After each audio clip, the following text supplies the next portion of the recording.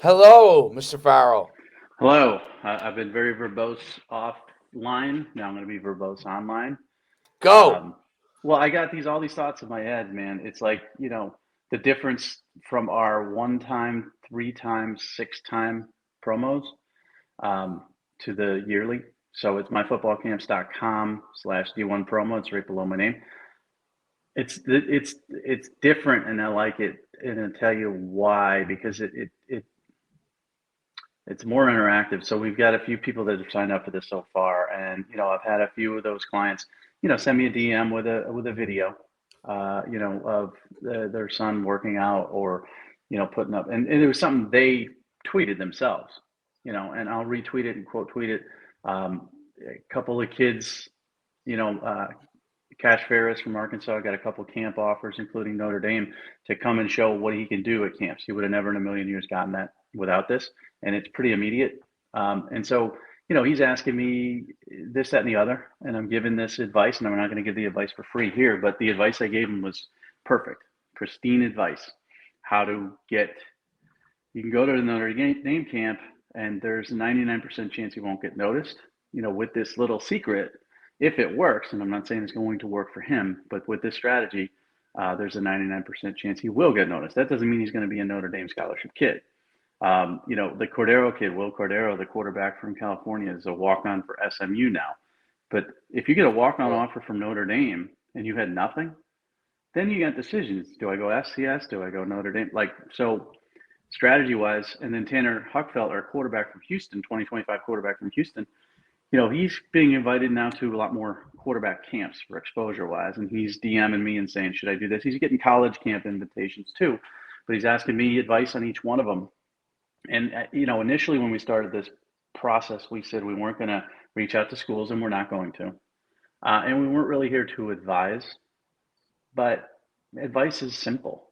He sends me, Tanner sends me something. He goes, what about this? Should I go to this combine to try to get an invitation to this camp? And my answer is no. You're a quarterback. Combines are for testing. In my experience with our camps at Rivals for 10 years, we had combines Saturday and camp Sunday. We never invited quarterbacks unless they look 6'4", 225. We never heard of them. But if you're a 5'11" or 6 foot quarterback, 185, you're going to test and run like a 5'0", 40. You're never going to get invited. It's a complete waste of your time. Now it's free. So if you got that weekend free, do it, but don't expect to be invited. But then there's a quarterback, group that wants to have him come and throw. They're legitimate, but they're charging X amount of dollars. And so I say, this is it. You spend this amount, this is what you're going to get from it. If you're looking for notoriety, you're not going to get it from this. If you're looking to throw What is against, that? Explain that one. What is that? A so camp that you're gonna? I, it's a quarterback camp, right? And Okay. I don't really honestly remember the name. I looked into it. It's not the Elite 11, right? But it's Right. it's Right. a quarterback specific camp. And I looked at some of the kids that have gone there. It's not Steve Clarkson, it's not Elite 11, it's not this, that, and the other. Oh, so it's more But I looked, instructional. yeah, but you're throwing against other kids, and I looked at some Okay. of the Okay. kids that have come through there this year, um, and they're 3 stars. And so this is a 2025 kid, Tanner Huckfeld from Houston, who doesn't have any stars, played half of his last varsity season, won the starting job at the end of the year. He's never thrown against 3 stars to my knowledge, or if he has, he should do it more. But he's got to weigh that. I say, you go to this camp, you're going to pay their amount, the fee, and I won't say the fee. You're going to have to pay that money. And I said, you're not going to get any notoriety out of it. They're not going to say, oh my gosh, this kid from Houston, blah, blah, blah. That's not a notoriety camp. It's a competition camp. And there's two different types of camps. There's notoriety and competition. Um, we provide the notoriety. People have already heard about Tanner Huckfelt now who had never heard of him before, and we're going to continue to push him out for a 1 year plan. The competition, I said, it won't hurt you to throw against those 3 stars to see how you stack up, to see how you compete with them. Maybe you'll win an award, or maybe you'll get some kudos, and you could say, I was in the same camp as this 3 star kid committed to Iowa State, and I outthrew him. That will help you, but you're not going to get notoriety from it. So advice like that, it's real simple for me to give.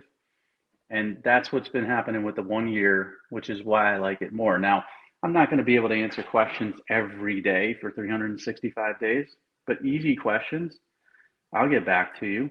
Now, once this program becomes big and we got hundreds and hundreds of clients, then it'll get a little bit tough. But right now, it's kind of like for $100, you're getting to DM me. I'm giving you direct answers. You're also getting notoriety. You're getting everything out of it. So that's kind of the difference that I've noticed. And people are more, so the sales process, people are more apt to do something over a time period than a numerical number. It's 6 months or 6 times for 1,000 versus a year for 1,000.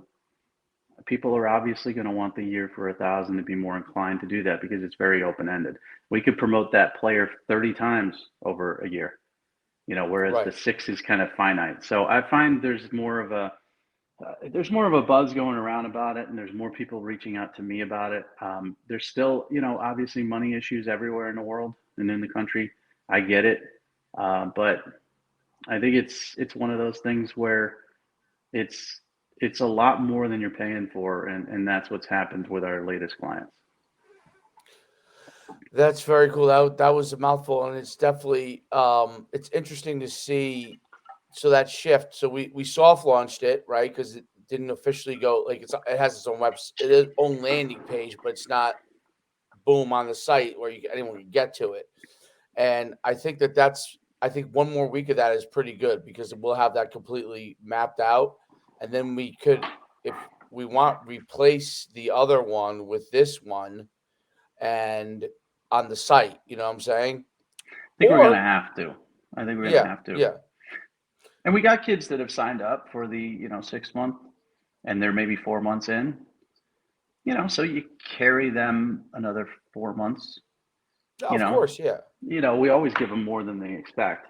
But I think moving forward, the membership plan is kind of what people are more apt to be comfortable with. Right. There's less pressure on getting something done immediately for them. They don't feel that pressure each month getting us stuff. And as they get it, they can get it to us, and then we can create the content off of it versus being in a situation where if they for some reason 1 month they don't have any content, which could happen, um, then we have to repeat something or splice something that may be old, right? So this allows us to keep it fresh. If there's a month that we really are just commenting on the athlete and just saying, hey, so and so's attending these camps. That's as if there's no video content out on them, but then when we get video content, we certainly can, and it's a great combination of everything, which I think is really good. And the second part of it is I've had discussions with parents who are asking these questions, and they've been asking this since the beginning, and they asked Coach Manis as well. I'm spending X amount of dollars on these camps, and so I had one where, one parent sent their kid to an FBU camp and said it was a lower price than I think it probably was, because FBU camps, in my memory, were pretty expensive. Maybe they're cheaper now, but either way, or a $600. We had the $600 camp question that we went around an email. I want kids to compete, but I don't want them to pay money that they would be paying for promotion to compete. So if you're going to drop $200 on a camp, um, don't waste your money on that if you're looking for notoriety. Like I said, there's two different types of camps. I consider your camps to be competition camps. If I wasn't working with you at all and someone asked me, should I go to an MUC camp? I would say you go there for competition. Okay. Now, notoriety, you give out a lot of awards. You give out way too many awards, honestly, cost wise. Cost you an arm and a leg. We did the numbers on Winterfest, and I'm like, Jesus Christ. So, anyways, but you get that award, and then you could say, I'm a defensive line MVP at NUC. Some of them give one award, the whole camp, or two awards the whole camp. You're giving positional awards.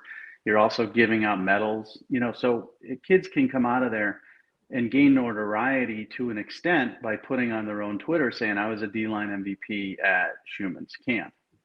again, but that's going out to what? Their 300, 400 followers, and it's kind of sitting there. But there's good competition. The camps are run well. So go there. Now, again, because you partner with me, you're going to see kids that you're going to say, hey, this kid's a D1 promo candidate. We had a few at Winterfest. And we talk to them and they sign up and they're going to reap the benefits of that. So you become more of a competition / notoriety camp because of what Right. we're doing here. But if I weren't working with you, I wouldn't say don't waste the money. I would tell you what to do based on what you want. Do you want competition? Do you want to go to a camp that's well run, where you're going to get coached up and you're going to compete against other kids that are hard workers? Then yeah, pay the money to go to that. Do you want notoriety? You should take that money and put it towards the promo, because that's what we provide. We don't provide competition, you and I, in this promotion. We provide notoriety. And so if you're taking money and putting them into camps, but you want notoriety, you're putting your money into the wrong place. Now, if you want a combination, because this one parent that I spoke to wanted a combination for her son. He wanted to compete and get better, but he also wanted notoriety. Well, budget it out. Don't put all your money into competition and none into, exposure. Mix it up. Right. So that's kind of what the question I get a lot there. And I will be blatantly honest. We had one parent ask about $600 to a particular camp that was popular 10, 12 years ago, but isn't anymore, and they're still promoting themselves as if they were, a hot commodity as they were 12 years ago, and they're not. And the honest answer is nope. That's $600 for a competition camp to me is too much. I mean, yours are cheaper, obviously much cheaper than that. They're a quarter of the cost. Take that $600, sign up for 6 months, you're going to get much more notoriety. So that's kind of the juggle. As a parent, I don't have endless funds. I can't just. Well, I think we're also combining it all, which is good, right? So the fact that we're providing notoriety with the promo, the fact that we have a ranking system, the fact that we have camps, now we can get you through the system and giving you all the things that you want, right? As much as we can without being a college, right? So the only thing that we are not, obviously, is the University of Texas handing out a scholarship, right? We're going to get you everything that gets you to the points those University of Texas or whatever level you're at notices you, so you can get the final step, which is them to give you an offer or whatever level you are, get you in a position to get an offer. If you choose that you want to walk, whatever that is. So that's the whole goal. And I think that's the really beauty of it, is putting these things together with the promo is so essential, because the really nice thing about it is most people love our camps, but they might want to do something different, or we don't have a camp in their area. You're not limited by what camps I run, right? The promo has zero limitations to it. Zero limitations. So we can take your film from another camp. We could take your huddle links. We could splice it with our promotion, how we do our videos. We could retweet stuff that the Enlos are the best at this. Where we retweet their stuff. Like, they're really good at tagging us, because they're in the program, sending us the content. I'll splice some of their videos and do stuff on it. Like, I just did one for Chase the other day. I like seeing him do something other than his running back stuff. So I was like, oh, let me do something here to show his athleticism, and splice with that, because I saw the video. But we could take that and just retweet that too. So we don't have to do it. There's a lot of things, because we're leveraging the reach we have, and that's the key component of all of it. Is our reach is significantly wider than anybody else's, including most 5-stars. I mean, let's be honest, right? Like, most all 5-stars. There's no 5-star Right. that has hundreds of thousands of followers. None. They got maybe 12. Because it's cumulative over these years. So now the college coaches seeing this content. One of the comments I got, I can't remember school now. I don't even know if I told you, but a coach tweeted me and he said, "I love your content. I watch all of it." I watch all of it. It's a college coach. I watch all of it because there are things that he's as an FCS coach. There are things that come through as an FCS coach that they may not be able to get information on from other places because just understanding FCS, right? Their scholarships would have 65, right? Most of the scholarship ones. Mm-hmm. So they have 65 scholarships to offer, but in a lot of cases, they're waiting for guys to fall through the cracks, right?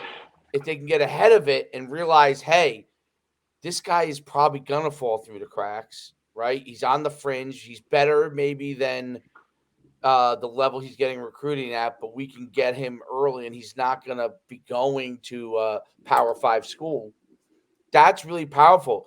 And so those coaches be able to get that information because here's what happens in recruiting. The first step in a lot of these things when a kid, and correct me if I'm wrong, when a kid tweets out, I don't know, what he did at a camp or at a 7-on-7. I just hosted a big 7-on-7 tournament at a 7-on-7 tournament.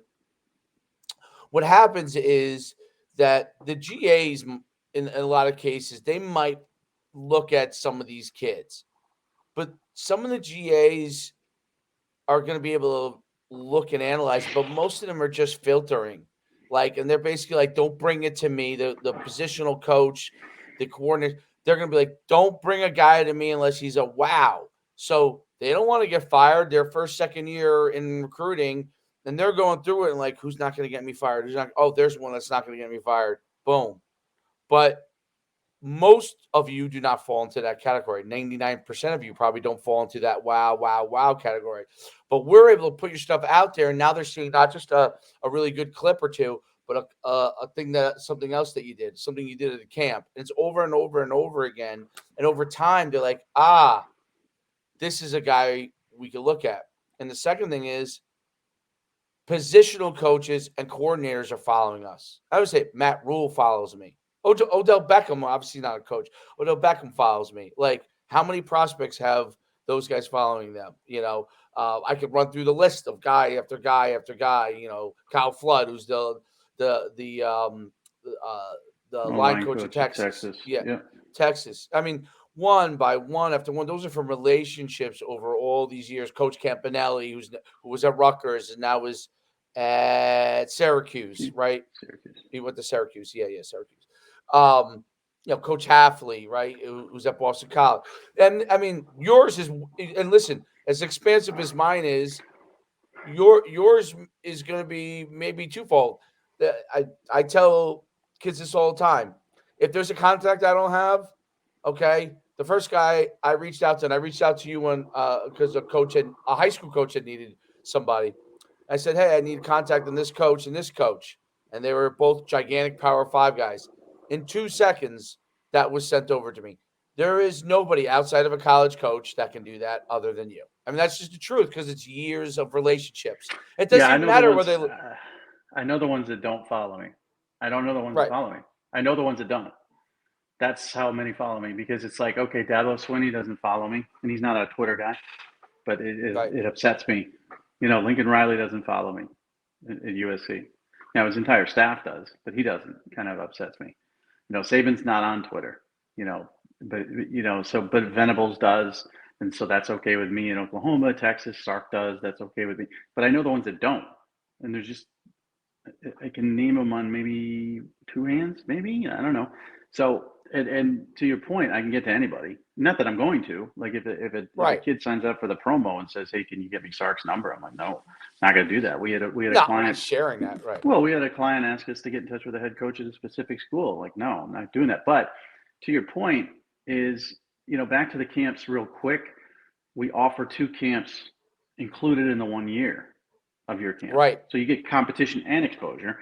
And back to the GA thing, it's kind of interesting because if you're a kid and you've got 300 followers and you tweet out something, no GA on earth is going to ever see that. It's never going to hit their algorithm, not in a million years.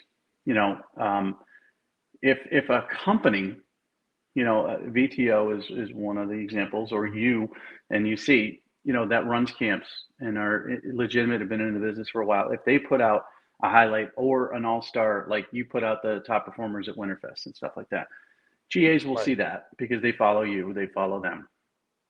At that point, they're still going to be a little hesitant to bring it to anybody. Maybe they'll follow the kid, or maybe they'll do this and that and the other. The thing that I found about this that I've been told by coaches is, I've always taken the blame for everything. I've always complained about for everything. I've been that way for 25 years. People just like to bitch about my rankings, me as a person, whatever. So a GA will see something on my timeline and he will feel comfortable. He'll feel comfortable to go to the recruiting coordinator or the head football coach. And the head football coach might say, where the hell did you see this? I'll say Mike Farrell's feed. You're never going to get in trouble as a GA for doing that, ever. That coach may say, well, he's an ass. I don't like him at all, or he's an idiot. Or the coach might say, oh, I haven't talked to him in years. Or, let me see more. Who knows what the response is going to be, but they're never going to get in trouble for that because it's just, unfortunately, for me, it's kind of like I'm grandfathered in to where if a GA brings something and says it's from me, the coach is going to pay attention, whether it's I don't care, or let me look at it some more. It could be any of those things, but the GA can feel comfortable bringing our stuff to coaches, and especially, like I said, I mean, you covered, you've done camps for, unknown kids. You've had obviously Heisman winners at your All-Star games and stuff like that. I've been on the opposite spectrum where I'm just doing 5 stars and 4 stars for 25 years. So all these coaches follow me. Simple reason is that they've wanted news on 5 stars and 4 stars for all these years. And so they're not going to unfollow me because I still follow 5 and 4 stars. I'll still put out rumors about Dylan Raiola that I'm hearing, the #1 player in the country 2024, whether he's leaving to USC or Georgia or Nebraska or Oregon. They still want that information, so they still follow me. I could tell you the only reason I can't tell you why Dabo doesn't follow me. I can tell you the reason Lincoln Riley doesn't follow me is because he's a super, super, super sensitive person and he can't take any negativity. And that's the only reason. It's not because it's me. It's just he can't handle the truth. And what truth is there? You've been to the playoffs. You're a great coach. You're making $10 million a year here at USC. I'm a nobody. But he can't do that. He's a little sensitive. So I know why they're following me. I know why they're not following me. I know they will pay attention to this stuff. Like I said, one person came to us, wanted a specific coach. I said, I'm not going to contact that coach, but you could look at his staff. He follows me, that coach, and his entire staff follows me. So if you do the promo, I'm going to put it out there. They're going to see you anyways. They don't need me texting them because they're going to see it, and then if they have any questions, they're going to ask me about it. So really, that's what you get. You get the grandfathered in notoriety and following of all the college coaches. You get the competitive side of the camps because it's included in the price. And then you get the best of both worlds. I mean, you could go to 2 NUC camps and get this promotion for a year for $1,000, and you're thinking about spending $600 on some camp, and you can get an invitation to an all-star game. That's another kid asked me who's probably going to sign up this week. He's like, well, do the NUC camps have an opportunity to earn a spot in an all-star game? Yeah. And it's not the kid's fault he doesn't know that, but that's what these other things are selling. Come here for $600, you can go to our all-star game. Well, come here for $1,000, you get 2 free camps, you get a year of promotion and notoriety, and you can go to an all-star game as well. So it's really like we're so cheap. People are asking me questions, and their money's being stolen from them by, if that person who emailed us pays $600 for that camp, they're robbing your money. When you could get 6 months, and the 6 month comes with 1 free camp, you get 6 months from us. It's just not even comparison. So that's where the confusion is right now. That's why I like the 1 year and the 6 month, because it doesn't sound like we're selling a limited thing. It's open-ended. 6 months could be 50 promos. It could be, 6 promos. It really depends on how much new content we get. Whereas 6 was 6. So that's the difference now. And I think it's much more attractive to people who want to purchase it. I agree. It's funny you say about the camps. I had a person I went to school with that a kid, they reached out to me and asked me, I think, about that same exact camp. And I'm like, well, what are you going there for? If you're going there to have fun and learn at a summer football camp, that's great. I mean, I run those too locally. Those are great. They're absolutely great. Um, but it was a high school kid, and they were like, "Well, we're looking for a little more than that." I'm like, "Well, that's not what you're going to get at that. You're going to get, yeah, you'll get some instruction. I don't know what the coaching's like, or it is how it is, or it isn't, but um, it what it's confused from because perfect. You familiar with Perfect Game in baseball? Yep. You ever heard of it? Hmm. They have done in the baseball circuit and I think we're almost going to get to that point. Once we figure out how it all works for us as far as how we combine it with our promo. Well, Perfect Game kind of loops that in. That's why they started doing like all the profiles on their players in baseball and stuff like that come through their thing, and then they built their own facilities and stuff, or partnered with companies that have their own facilities, and it's like a Perfect Game facility, even though it's owned by somebody else, but they kind of so baseball started that niche, but the negative side of it is that it's so expensive. Perfect Game stuff, a lot of their bigger camps. I mean, thousands and thousands of dollars for the weekend that some people who have done that stuff and now are in football are thinking that you need to do all these things, but in football it's different. All these other things are not going to get you a full package, whereas what we're providing is, from a promotion standpoint, a full package and the ability to go. And oh, by the way, you'll be able to go to camps, and oh, by the way, you'll be able to go to all-star games if you so want to. But the key is the promotion aspect of it. And I think that's one of the things that's unique about what we're doing. We're starting to offer that approach that gives you what you need in this system. Now, listen, if you're a sixth grader and you're still looking to go to camps, yeah, that's a completely different thing. But once you want to get the promotion aspect, this will be a good way for you to be able to get the promotion from the right people and leverage the platform. That's the whole thing. It's like leveraging a bigger platform. Why do people who are influencers, who have thousands of followers, I'm outside of our industry, other industries, okay? I don't know, fashion, right? Why do people pay them to be able to promote a product? Well, they pay them to be able to promote a product because they have a bigger reach. Because if that person themselves promoted that product without a reach, they would go nowhere. So this is leveraging the reach to promote your product, which is you in this case, which is you. And you know, it's the hundreds of thousands of followers that we have. It's not just, the way to get to coaches is kind of, it's roundabout. So I've talked to a lot of clients that have come on board recently, and it's always weird, because they ask me, when you have a conversation, like, where are you from? I said, born and raised in Connecticut. Oh, my wife's father played at UConn. Or my, you know, uh, brother worked up in New Haven. Or my, sister's cousin lived there. Connecticut, small place, right? Small world. But that's part of it. So you're not just getting to coaches, you're getting to people, and human beings know human beings.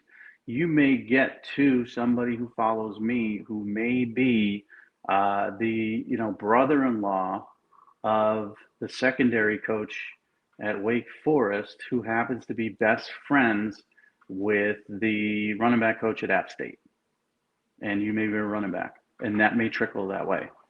It, but it would never happen. It's almost like that, 6 degrees of Kevin Bacon type of thing. Like, it would never happen if you don't get that. So when I'm thinking about fashions, like, you know, let's say you got 1 million followers, most of those people are interested in fashion. Um, the majority of them are following for that particular reason. Well, everybody's following us for football, and people know people in football. And they may know somebody that maybe, maybe the offensive line, maybe Kyle Flood who follows us, uh, maybe Texas is way out of your league, but he's a Jersey guy, and maybe he knows somebody at I'm trying to think of a really small school, not really small, but like a Sacred Heart or something like that, who's looking for an offensive lineman, who's his buddy. And he's like, well, I saw this kid. He's not Texas caliber, but you might like him, and he's from your neck of the woods. People talk to people all the time, and it's a small little network. So you just don't know. That's why, constant promotion and putting it out there, you might hit somebody different each time. And there's two different levels. There's luckily this time around we're getting more kids over a year away from their signing date. When we started, we were getting a lot of 2023s in June, and it was hard. Now we're getting some 2024s, but we got time, and there's more notoriety to this program. So I feel more successful that a 2024 can be successful with us, especially if they come on board now in the spring, which is an important spring-summer evaluation. Some people have said, well, I'll sign up during the season. No, if you're 2024, it's too late. Now, you need the 6 months now leading up to the season more than you need 6 months from the season to the end of the season. You need it now. And I'll tell them that. And they don't know that. They have no idea. But the other part of it, too, is we're getting some 2025, but we're also getting some 2027s, 28s, 29s. And it depends. Do you want to get on the radar early? And do you want, maybe sometimes you want an option for a high school. Maybe you want to be recruited by a private school in New Jersey or in Pennsylvania or Maryland or whatever. Or do you want to get on the radar, as you get close to signing day? So different options here. All of it helps. None of it hurts. You're never, ever going to get anything that's done that is going to hurt you. It may not work the way you want it to. I mean, maybe some of our clients dreamed of a Power 5 scholarship offer, and they ended up with a Power 5 walk-on offer. That hasn't really happened to my knowledge, but maybe. But they got more than they had when they arrived, and that's always going to happen. There's guaranteed you're going to be better off with the promo than if you don't do it. Guaranteed. Not I can't say guaranteed because that's a money back type of thing. Just trust me, it's going to help you. Period. Well, it's going to make a big difference. There's no doubt about it. The whole key is just this. I mean, you look at the track record of the kids that we worked with and what's happening, and everybody's go somewhere. I mean, and the majority of them actually went to Division 1, right? But I mean, everybody's going somewhere. So that's the surprising too, right? So I yeah. gotta tell you, like Will Fierro, good player, right? Did one promotion with us, one timer, and we kept talking, to his mom about doing more and all this other stuff. If you had told me he would be a walk-on candidate at SMU when they did one promo, not in a million years. I think he was a good player, but you're talking one time to go to SMU, and again, I get it's walk-on, but my goodness, nobody knew about the kid. It surprises me sometimes what happens. Like I'm still dumbfounded by some of it. Hartman being displaced from Texas, now being a preferred walk-on at Oregon State. Oregon State won, 10 games last year? They beat the crap out of Florida. They got a really good offensive line. That kid's going to get a chance to compete for a scholarship at a Power 5 school when nobody knew him when he was in Texas before he came to us. I'm still dumbfounded. The big-time QB transfer. The big-time QB transfer, too, right? Didn't they have what's the name going there now? Who's that? From Clemson, did he go there or no? Oregon State, yeah. DJ Uwangalele is going there now. Yeah. I mean, they're a big deal. Jonathan Smith, the coach there, has done a great job. I mean, Oregon State's one of the hardest places to recruit and win at. Mike Riley did a really good job there. Before that, the dude at Miami, what was his name? He went up there and he went JUCO thug. It was awesome. I mean, they were like really, really badass team, but being successful there for a long time. Dennis Erickson. Yeah, it's not USC, I mean, it's right. It's not even Oregon. Right. So to be successful there, Jonathan Smith did a tremendous job there, and and now Sam gets to compete for a scholarship there. And again, like I said, I mean, at the beginning of the process, we were hoping to land him at a JUCO, so that he could, Right. take that step there. And now so I get surprised, and it pleasantly surprised each time. So, that was a big surprise when Fierro popped into that DM and said, I got to walk on at SMU. I'm like, whoa, you know, and that's, so he was a one-time, there's not going to be that option, anymore. Right. Pretty much soon. We're not going to do the option for one time. It's going to be 6 month minimum. But yeah, Right. I mean, that it just works. It's surprisingly better than I thought it would. There's no doubt it's working fantastically well. I actually don't even want to shift gears, but should we shift gears for 5 minutes? Yeah, because I got we've been on for 35, so let's wrap it up around 40. We could shift gears to, I guess, I mean, we talked about free agency. We talked about Lamar Jackson last week, and, something just came in, notification came in that I don't know why it even came in that the Panthers are not focused on Lamar Jackson. Of course they're not. And this is the problem. He's like, No he one wants is. to, No one well, is. he wants $200+ million guaranteed money. And we already talked last week about, potentially injury prone and wheels on the tires and all that good stuff.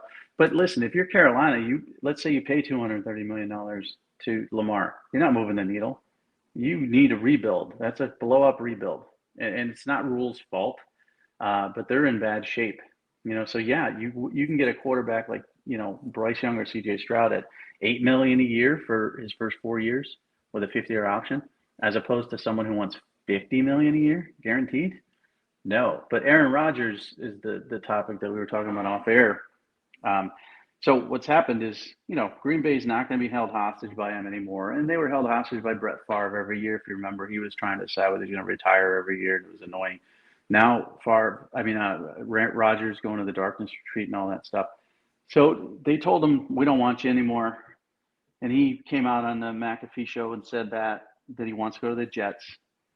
And so now Green Bay's like, oh, well, hold on here. You're still our player.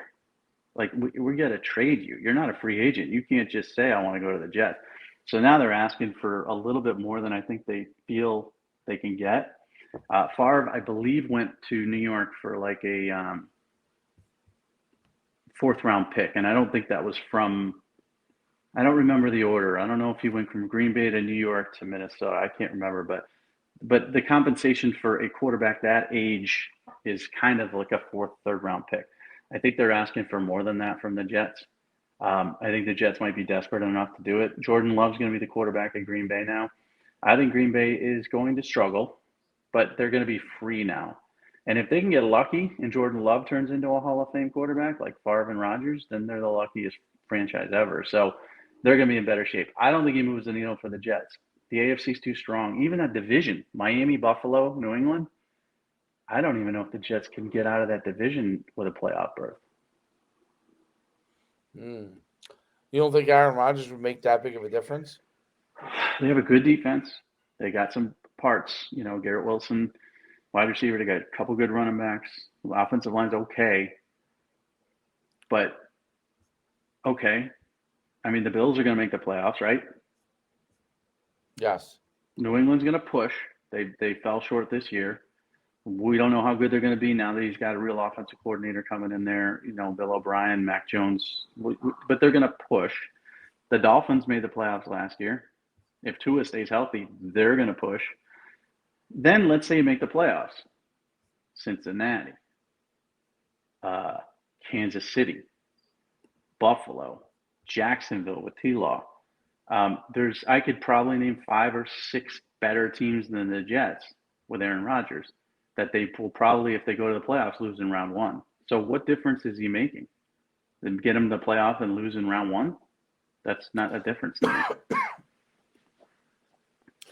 Yeah, I mean, yeah. I mean, isn't that what happened with Favre, basically? I think he got there a couple times. I don't remember. Okay. Like, I'm trying to remember. He was better in Minnesota.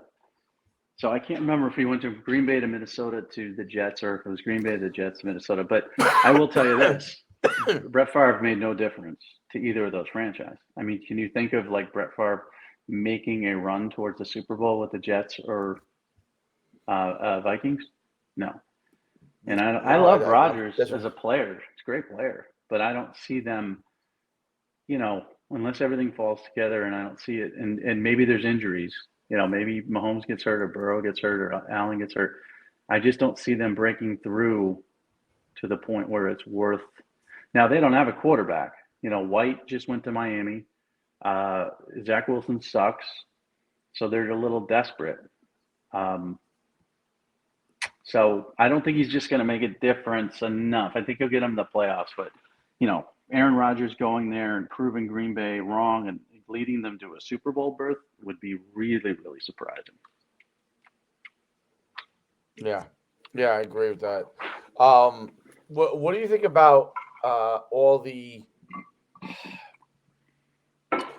So I saw a lot, so much movement between some of the good teams like the Eagles and them like so many Eagles players leaving. Do you think that will affect I mean, Buffalo lost a couple of guys too, but do you think that'll affect their overall roster? Like I saw some of their receivers leaving, and why is that? They kept Slay, which was really important. Okay, Now Chauncey Gardner Johnson's pissed off because he wants that money too. They kept Fletcher Cox. Um, Everybody's going to lose players, just the way it is. You can't pay them all under the cap. I think the Eagles are going to be fine. They lost Miles Sanders. That was right. not a great loss for them. But they always went 3 running backs deep, anyways. He never really gave Sanders like 24 carries or something like that. I think they'll be fine. I think everybody's just losing people. It's really going to be the 1 or 2 key additions that get you over the top. Like does Jalen Ramsey, make the difference for the Dolphins secondary to get them over the top? I don't think it's as much who you lose. Look at what Jacksonville did last year. They got Evan Ingram. They got Christian Kirk. They got who are the other? Zay Flowers. They got not Zay Flowers. They got 4 big free agent signees on offense, and that changed their entire thing. So I think the Eagles will be fine. The Cowboys just got Brandon Cook. He's 30, he's a speed guy, but he's 30. But they're looking to get DeAndre Hopkins. I think that can make a big difference for the Cowboys. Except their quarterback sucks. So how much of a difference is it going to make? It really depends on the pieces you put around a particular group of players that I think is going to move the needle here. And, Rodgers is going to a really hard, difficult conference. If he was going to, some team in the NFC, I mean, the dream would be San Fran. But if he's going to some team in the NFC, you can make the playoffs and stink. Look at it. Doesn't the one division have Carolina, Atlanta, New Orleans, and Tampa Bay? I mean, you're going to win that division and make the playoffs. All 4 of those teams are horrible. I mean, Tampa Bay made it last year with a 1 over 500 record, I think. So, but the AFC, that's not the way life works. So I just think, it's really going to be difficult for him to move the needle there. And I don't worry about the Eagles. I think they're in really good shape. I think the Chiefs are in good shape. The Bengals are in good shape. It's really, San Fran's in good shape. They got the quarterback question. I don't know. I think the same power teams from this year are going to be the same ones next year. Well, that doesn't go for a lot of parity. Before I let you go, I want now we got the Sweet 16, because at least this is the one thing that is somewhat interesting in sports right now. I don't think it's as interesting to me as it used to be. But it is the best thing out because there's nothing else really.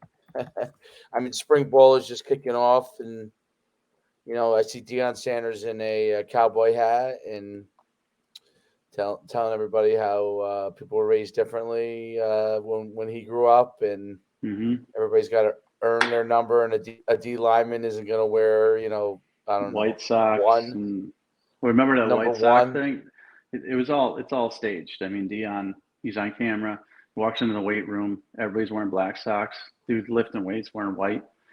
Kicks him out of the weight room, says put on black socks. All staged. So everything on this time of year for college football is arrests, who got in trouble. the Jalen Right. Carter, Tony Mitchells of the world, spring football quarterback battles, but you really don't learn a lot, especially with the transfer portal. A lot of schools don't want to name their starter after the spring because the backup's going to transfer. Um, so there's not a lot of interesting stuff in college football. In college basketball, I think your team, your UConn Huskies are scary Mm, good because I watched them against St. Mary's. I had St. Mary's in my we have a playoff pool where you draft 8 teams, and St. Mary's was like my second or third pick, and St. Mary's is pretty good. But that 7-foot dude. So St. Mary's was driving on them all game in the first half, and then they changed their strategy, which I don't know why it wasn't their strategy in the first place. But the 7'2" dude was just in the paint all the time, and these little guards couldn't drive on him.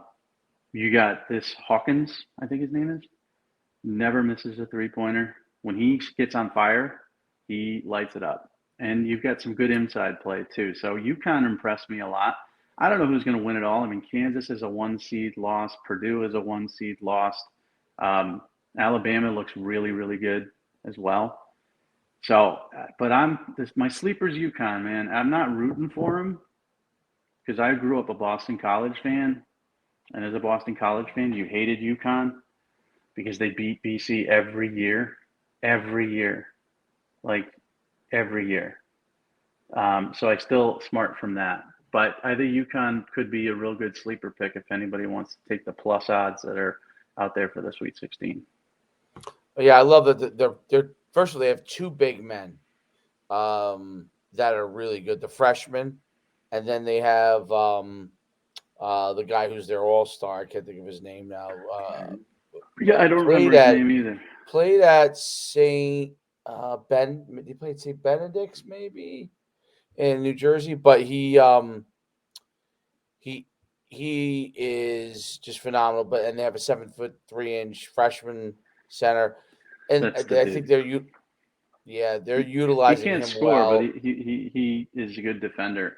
And the kid you're talking about, I can't remember his last name, but he is so big and athletic. Like he can break you down 1-on-1 from the top of the key, but he can also post you up. And so with the Hawkins kid, I think that's his name, who is their sharpshooting 3-point dude. Um, they can do some damage. I mean, St. Mary's a pretty good team, and they lost their third leading scorer early in the first half to back spasms. But man, they could not hang with UConn. So UConn, I don't know who else. I guess Alabama would be the other team that I would be scared of right now. I'm sure there's others. I don't follow it that well. Right, I don't know. right. I don't know who's so good. Well, in basketball, the other guys that are Purdue was supposed to be so good they got upset right away. The Mm-hmm. great story was FDU and TNEC, and then they played well, but they lost. I mean, Florida Atlantic is in the Sweet 16. Uh, I mean, to me, it's Oh, amazing. Houston. Uh, Houston's still a one. Houston's a Houston's one great. seed Yeah, that's alive. Yeah. Houston's great. Who else is still in it? The NCAA. Miami's still in it. I think Creighton's still in it. Creighton got whooped by Marquette in the. Is it still a Big East championships? Yeah, and then Marquette Mark, just lost yesterday. right? They lost it. Well, he's the greatest in my mind. Well, I'm trying to think basketball coaches that are the best. Who are you talking, I Izzo? feel like I feel like he's the best guy out there. It's He's still good. around. Best one left. He Yeah, yeah. but he hasn't Who won you in a who long you time. He hasn't won in a long time. He has something like 16 wins over higher seeds in his career, which is pretty amazing. I mean, to do that. I think Gonzaga won, right? Gonzaga Yeah, I think so. I won. think they're still in it. What's interesting is I heard somebody complain about the fact that there isn't enough blue bloods in the Sweet 16, right? And I mean, let's see. Here it is. All right, pull Well, it up. UCLA is still in it, so they're a Texas is blue in it. blood. Texas plays Xavier. Houston plays Miami. Bama obviously is great. plays San Diego State. Creighton and Princeton. Princeton, the 15th seed. Yep. Tennessee, Florida Atlantic, Kansas State, Michigan State, UConn, Arkansas, UCLA, Gonzaga. So yeah, you have UCLA, and Yeah. then So well, no you do have Duke, some. no No Kentucky, Duke, no North no, Carolina. no, Indiana's out. no Kansas Kansas. is out. Yep. So yeah, but you screw the blue bloods. I mean, Kansas won it all last year. I know. They recruit all 5 and 4 stars. I mean, the teams, you know, those are the ones that you root for, are the sort of sleepers of the world. And Houston has turned into a. I mean, Sampson, who coached at Oklahoma and Indiana. I mean, he's won like 32 games a year for the last 5 years. Houston's a really good program. They're not a blue blood. Phi Slamma Jamma was 100 years ago, but it's fun to see them, be successful. It's fun to see Alabama, which has been overshadowed, of course, for a million years by the football program.